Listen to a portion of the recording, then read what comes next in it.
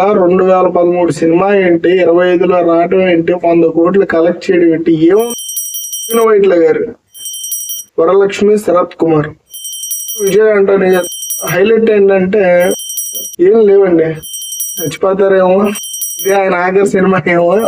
ఆ డబ్బా ఎవడు చేశాడు, తెలుగు డబ్బింగ్ ఆడు.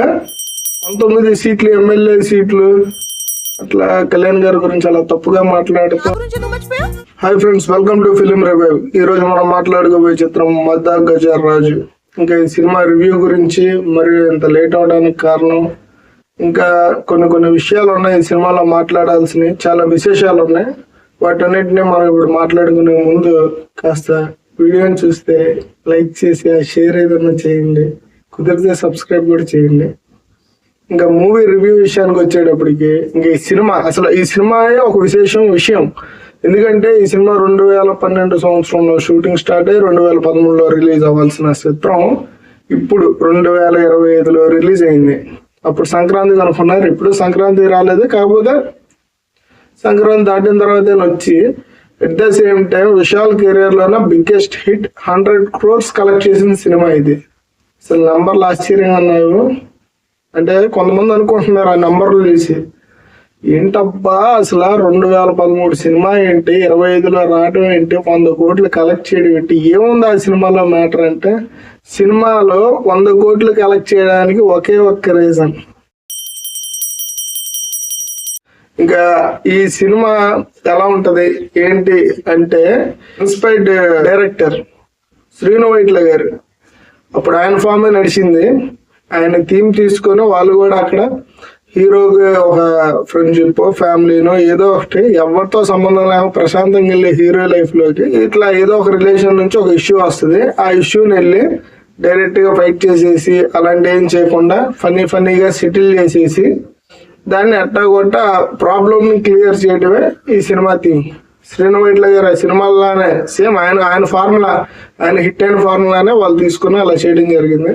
కాకపోతే ఇందులో హీరో విశాల్ కాబట్టి డీలోను రెడీలోను వెళ్ళి కామెడీ మాటలు చెప్పేసో ఎమోషనల్ స్పీచ్లు ఇచ్చేస్తేనో మారకుండా విశాల్ గారు కాబట్టి ఫైటింగ్ చేయాలి. ఎందుకంటే ఆయన 6 అడుగులు ఉంటారు, మాట్లాడితే కాళ్ళు ఎత్తి మొహం మీద కొడతారు కాబట్టి ఇంకా చేయాలి. నేను ఈ మధ్య తగ్గించారు, కాకపోతే అప్పట్లో ఆయన మరీ ఈ రేంజ్ లో ఉందా అని. అంటే ఆయన ఫస్ట్ 19 సినిమాలో ఎగిరెగురుతంటే అదేదో సరే, ఆ సిచ్యువేషన్ అది ఆ మజా వెళ్ళిపోయింది.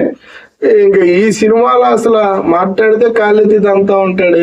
సరేలే, ఫైట్ కొరియోగ్రాఫర్లు కూడా ఈయనకి అదే మంచి మార్క్, ఫైట్ హిట్ అనేది అన్నాడు సార్ అన్నట్టు ఆ ఫైట్. ఇంకా అయినా మాట్లాడకూడదు. ఇంకా ఈ సినిమాలో ద బెస్ట్ వర్క్ ఏదైనా ఉందంటే వరలక్ష్మి, శరత్ కుమార్.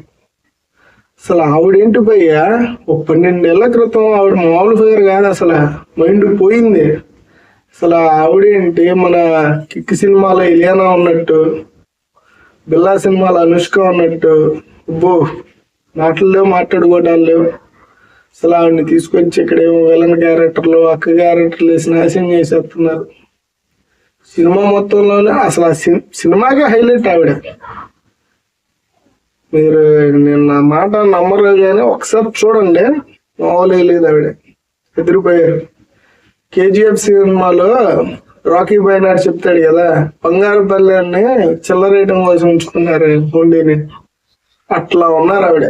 ఇంకా ఈ సినిమా మ్యూజిక్ వచ్చేటప్పటికి విజయ్ ఆంటోనీ గారు ఇచ్చారు. ఆయన నా ఫేవరెట్ యాక్టర్. ఆయన ఏమి చేయరు, ఆయన ఎక్స్ప్రెషన్స్ ఎవరు, ఆ విషయం ఆయన కూడా చెప్తారు. అందుకే ఆయన అంటే నాకు ఇష్టం. ఇంకా ఆయన మ్యూజిక్ కొంచెం పేదరికంలో ఉన్న రిచ్నెస్ లా ఉంటది అది. అలాగే ఈ సినిమాకి కొంచెం డబ్బులు బాగా తీసుకొని కొట్టినట్టు అన్నారు, కొంచెం బాగానే ఉంటది, అయితే మనకి పెద్ద ఎక్కదు. ఇంకా యాజ్ యూజువల్ కామెడీ, ఓల్డ్ అంటే శ్రీను వైట్ల గారి సినిమాలు ఈ మధ్య ఆడట్లేదు కాబట్టి అలాంటి సినిమాను ఒక 10 years బ్యాక్ డీనో రెడీనో వేసినట్టు చూసినట్టు ఆ ఫీలింగ్ అయితే బాగా అనిపించింది మనకి. ఇంకా ఈ సినిమాలో హైలైట్ ఏంటంటే ఏం లేవండి, ఇవే 100 కోట్లు ఎందుకు వచ్చాయన్న విషయం చెప్పాను కదా.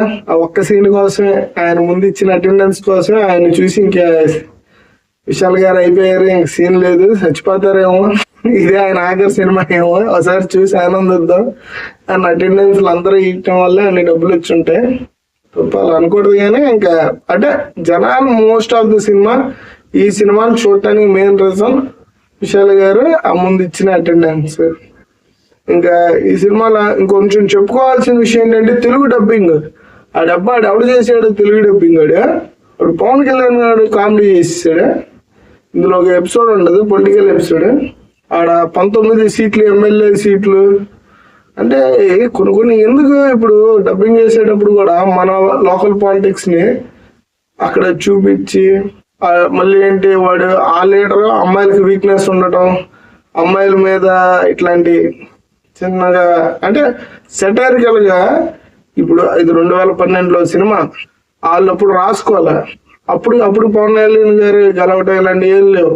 కానీ అవి తీసుకొచ్చి ఇప్పుడున్న లోకల్ పాలిటిక్స్ కి ప్రజెంట్ పాలిటిక్స్ కి సంబంధంగా రాసి చేయడం అది కొంచెం తప్పుగా అనిపించింది. అలాంటివి చేయకుండా ఉంటే బాగుండేది.